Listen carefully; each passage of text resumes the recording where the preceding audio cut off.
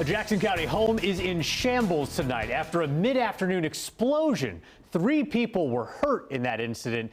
That house explosion's in Blue Springs, and right now it's under investigation. We know that 3 people were hurt around 2 o'clock this afternoon. Thanks for watching Fox 4 News at 9. I'm Kevin Barry. I'm Lauren Halifax. Thanks for joining us tonight. So investigators won't release many details just yet, but they swarmed the scene earlier this afternoon, held a news conference. Fox 4's Shanna Russo is there now. She's got the latest. Neighbors tell us the couple who lives in this home are older, around retirement age.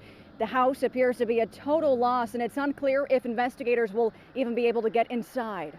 The sound heard around the neighborhood, with people recalling the moment this Blue Springs home exploded. Yeah, I thought something like hit her house or something. Well, I was taking a nap, and the explosion woke me up.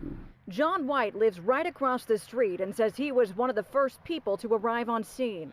One of the workers came out, and he was standing there. I said, "Are you okay?" And he said, "No, I'm burnt." Investigators say 3 people are hurt and that they'd either gotten themselves out of the home or were already outside when help arrived. But they won't say what led up to the explosion or why. However, White tells us he saw feral gas at the home just moments after the explosion. As for where the blast occurred, investigators say it happened somewhere inside. We want to determine the cause of this, and the biggest challenge is going to be actually getting to where the possible explosion occurred. It doesn't look safe. It doesn't look like we could possibly enter safely, and it's going to hinder that. Tonight, crime scene tape is still up as investigators slowly start to leave the scene.